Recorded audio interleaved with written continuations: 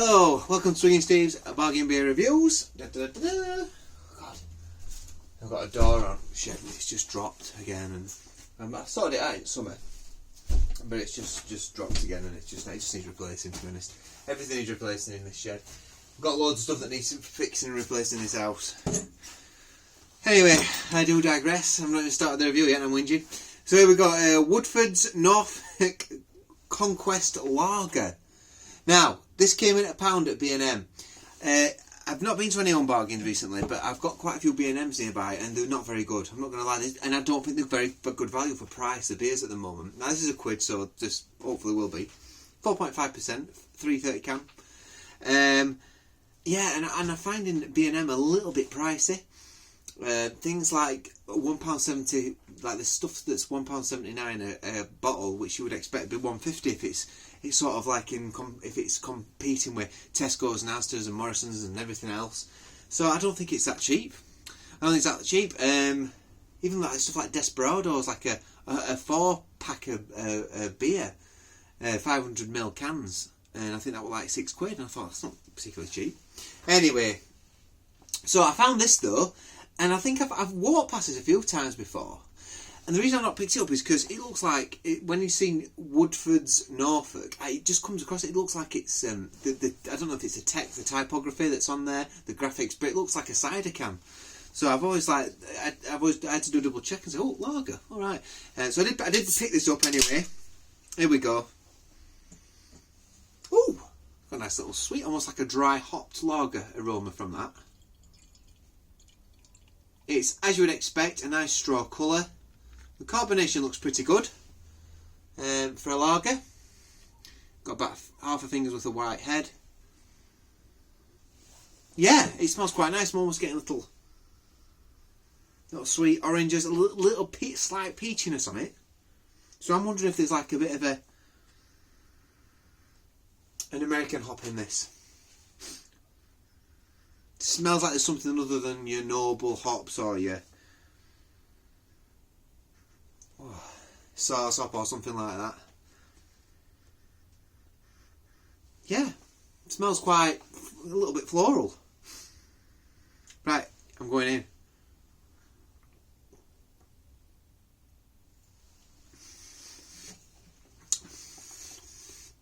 Okay. A little bit of an orangey peachiness runs through. Not much, but it's there. There's definitely fruitiness going around in this beer. Maybe it's because I thought it was a cider or something, but I'm getting a little bit of appliness, like a slightly turned apple, which could suggest it's like maybe there's a British hop in this, giving it that slight fruitiness. Yeah, I mean, it's got a little bit of a dryness to it, a dry finish, something maybe it's dry hopped, I don't know. It's not as crisp, I suppose, as you'd expect a lager to be. It is quite crisp, to be fair. But it's definitely got like a fruitiness, slight reminiscent of a golden ale fruitiness. It's a little bit dry, but like slightly turned fruit, like a slightly turned apple I'm picking up.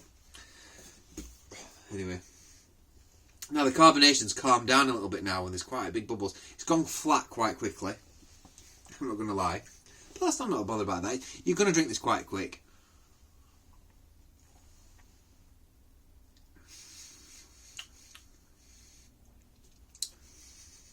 So you're getting a little bit of a biscuit malt on the back end, which turns to almost like a slight caramel, actually. This is what it says. Explore new territory with Woodforde's Lager. Conquest is bold and bursting with modern hop varieties, making our take on a classic, refreshing, light and thirst quenching. It's time to conquer your taste buds. Not getting anything else on there.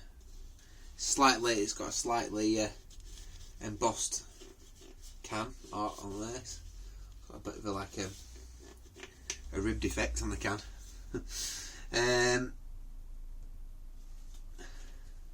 Yeah, no jokes. So they're on Twitter, they're on Facebook, they're on Instagram. It's in Woodsbust Woodforde, is that? Woodforde, Norfolk, England. Anyway. Yeah, so it's nice enough. I'd get that again.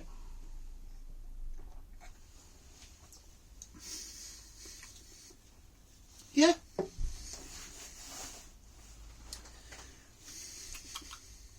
It's gone flat quick. That puts me off a little bit, but it's not bad. It's £1 a can. Let's bear in mind, it's £1 a can. That's better than any macro lagers that I'd pick up, I think.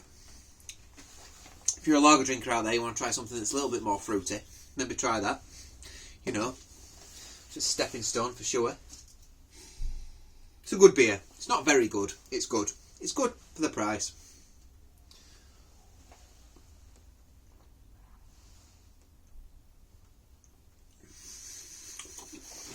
Yeah.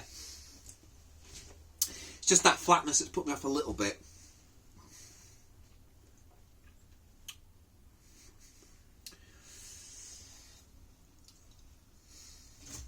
I always struggle when lagers try to use... Sometimes dry up lagers are fantastic. In fact, dry up lagers are one of my favourite genres of beer. Genres, is that the right word? Styles, I mean. Oh God, I'm not reviewing an album. Yeah, they're one of my favourite styles of beer. But I do think dry up lagers are nice, but you've got to get I think for me, you've got to get that nice fruitiness of those continental hops coming through. This is more like it feels like more like British hops are in it. It tastes okay, it tastes nice, but it reminds me of that, is it Smithwick's that do like a lager? That's similar. It tastes more like a British hops are in it, and I ain't got any problem with British hops, but I prefer them as golden ales or rather than lagers. This, I suppose, isn't far off a golden ale, really. I'm going to give it a 7.2 out of 10. It's a difficult one to review this because I do like lagers that have got flavour, but there's something about it's not quite doing it for me in the sense that it's a very good beer. It's a good beer, and I would get this again for £1 a can. I would. It's better than okay. It's just good. It's 7.2. I think that's a decent score to give it, to be honest.